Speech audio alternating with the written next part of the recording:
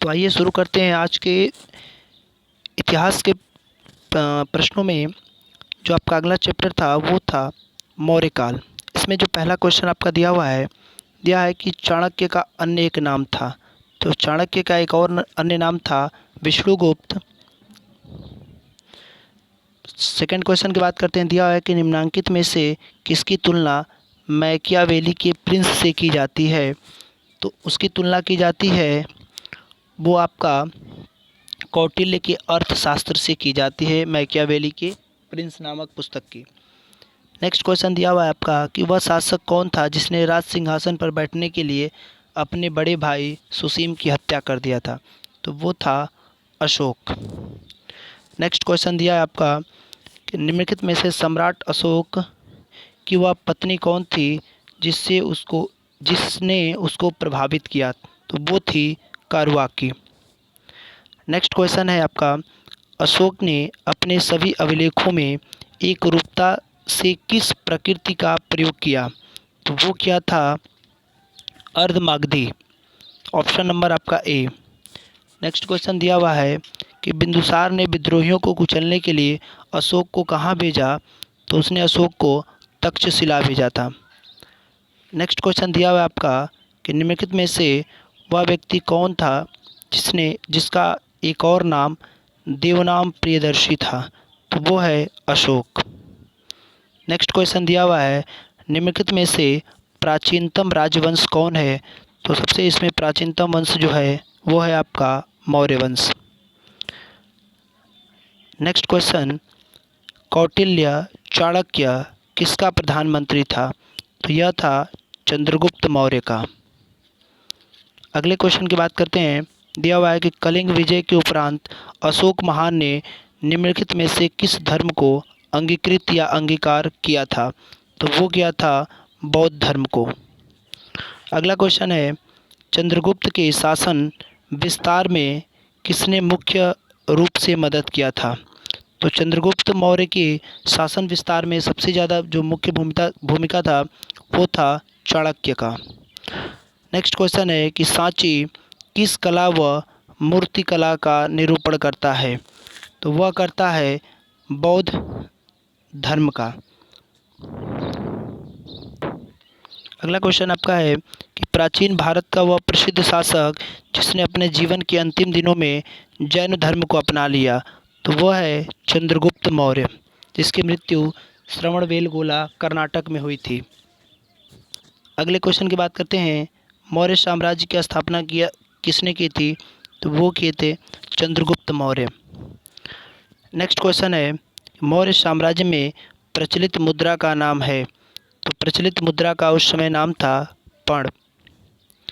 अगला क्वेश्चन दिया हुआ है कि निम्नलिखित में से कौन मौर्य वंश का शासक नहीं है। तो इसमें से अजातशत्रु जो है वो मौर्य वंश का शासक न होकर वह हर्यक वंश का शासक है।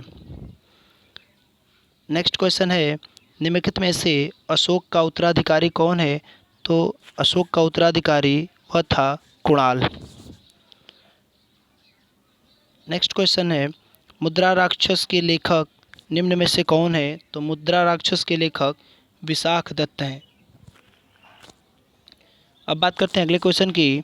दिया हुआ है कि विशाख दत्त के प्राचीन भारतीय नाटक मुद्रा राक्षस की विषय वस्तु क्या है। तो वह विषय वस्तु थी चंद्रगुप्त मौर्य के समय में राज दरबार की दुर्भी संधियों के बारे में। इसके बारे में मुद्रा राक्षस में जिक्र किया गया है विशाख दत्त के द्वारा। नेक्स्ट क्वेश्चन दिया हुआ है आपका कि मालवा, गुजरात एवं महाराष्ट्र किस शासक ने पहली बार जीते। तो वह जीता था चंद्रगुप्त मौर्य ने। नेक्स्ट क्वेश्चन है कि किसने सहिष्णुता, उदारता और करुणा के त्रिविध आधार पर राजवंश की स्थापना की थी। तो वो किए थे अशोक। वह अशोक ने किया था। ऑप्शन नंबर आपका ए। नेक्स्ट क्वेश्चन दिया हुआ है कि निम्नलिखित में से किस शहर में अशोक के शिलालेख नहीं है। तो वह है आपका पाटलिपुत्र, जहाँ पर अशोक के कोई भी शिलालेख नहीं है। अगला क्वेश्चन दिया हुआ है कि अर्थशास्त्र के समकालीन था। तो अर्थशास्त्र जो कि यह विष्णुगुप्त यानी कि कौटिल्य की पुस्तक है, और उस समय जो इसके समकालीन थे वो था चंद्रगुप्त मौर्य। नेक्स्ट क्वेश्चन दिया हुआ है कि नंद वंश के पश्चात मगध पर किस राजवंश ने शासन किया। तो वो किया था मौर्य वंश। नंद वंश का अंतिम शासक घनानंद था, जिसकी हत्या चंद्रगुप्त मौर्य ने किया था। अगला क्वेश्चन है कि मौर्य काल में शिक्षा का सर्वाधिक प्रसिद्ध केंद्र था। तो वो था तक्षशिला। नेक्स्ट क्वेश्चन है मेगास्थनीज की पुस्तक का नाम है। तो मेगास्थनीज की पुस्तक का नाम है इंडिका। बात करते हैं अगले क्वेश्चन की। दिया हुआ है कि जिसके ग्रंथ में चंद्रगुप्त मौर्य का विशिष्ट रूप में वर्णन किया गया है वह है, तो वह पुस्तक जो है विशाख दत्त की पुस्तक है, जिसमें चंद्रगुप्त मौर्य के विशिष्ट रूपों का वर्णन किया गया है मुद्रा राक्षस पुस्तक में।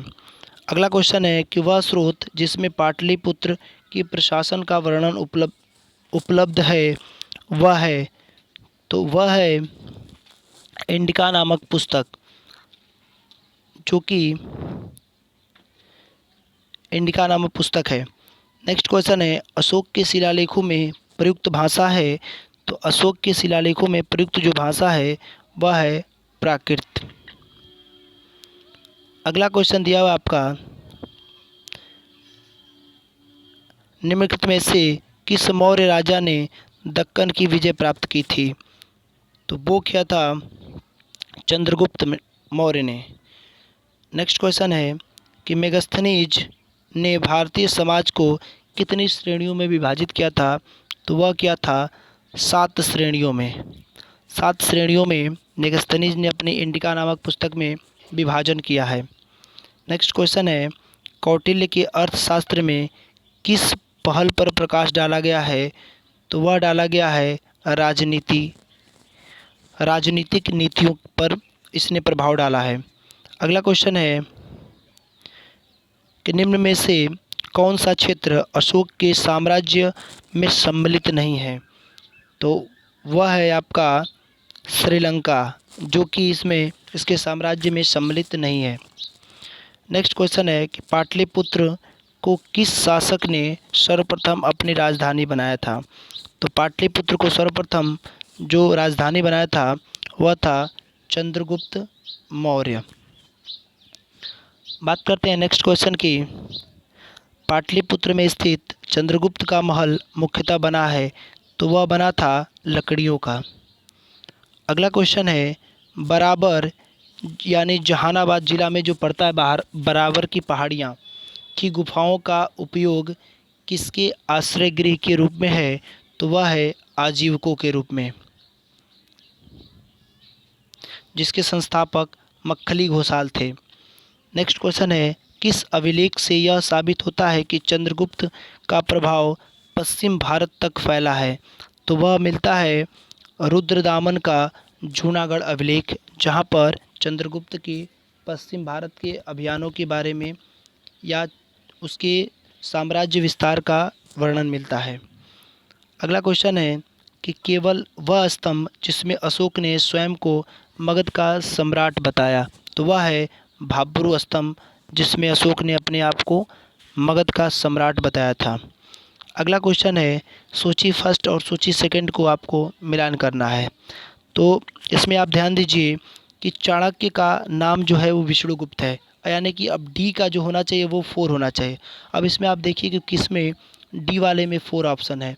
तो आप देख रहे हैं कि डी वाले में 4 सिर्फ बी और सी में दिया हुआ है, आपका ए और डी ऑप्शन तो होगा ही नहीं। अब हम लोग कैसे इसमें और अगला चेक करेंगे। तो अमित्र घात के नाम से कौन जाना जाता था। तो अमित्र घात के नाम से बिंदुसार जाना जाता था। अब हम देख रहे हैं कि बी वाले में किस में तीसरा दिया हुआ है। तो इन दोनों में दिया हुआ है, यह भी हमारे लिए फिर हो गया। अब उसके बाद तीसरा जो देखेंगे सी अशोक। तो अशोक का इसमें आप ध्यान दीजिए कि अब 2 बचा हुआ है, एक प्रियदर्शी और एक सैंड्रोकोट। तो अशोक का एक उपनाम था जिसे हम लोग प्रियदर्शी के नाम से जानते हैं। तो अब देखिए कि सी वाले में सी में फर्स्ट किस में दिया हुआ है। तो सी जो फर्स्ट दिया हुआ है वो दिया हुआ है इसमें, तो आपका आंसर जो होगा वो होगा ऑप्शन नंबर सी, 2, 3, 1 और 4। नेक्स्ट क्वेश्चन दिया हुआ है कि प्रथम भारतीय साम्राज्य स्थापित किया गया था। तो प्रथम भारतीय साम्राज्य जो स्थापित किया गया था वह किया गया था चंद्रगुप्त मौर्य के द्वारा। नेक्स्ट क्वेश्चन है कि उत्तरांचल में अशोक का एक शिलालेख स्थित है, तो वह है कालसी। कालसी में उत्तरांचल यानी कि उत्तराखंड जो कि अशोक के एक शिलालेख से संबंधित है। अगला क्वेश्चन है कि सांची का स्तूप किसने बनवाया था, तो सांची का स्तूप अशोक ने ही बनवाया था। क्वेश्चन है इसमें कि अशोक के शिलालेखों को पढ़ने वाला प्रथम अंग्रेज कौन था, तो वो था जेम्स प्रिंसेप जिसने अशोक के शिलालेखों को सर्वप्रथम पढ़ा था। अब हम लोग इसमें अगला जो टेस्ट रहेगा हम लोग का मौर्य काल से ही सेकेंड इसका पार्ट रहेगा। Thank you.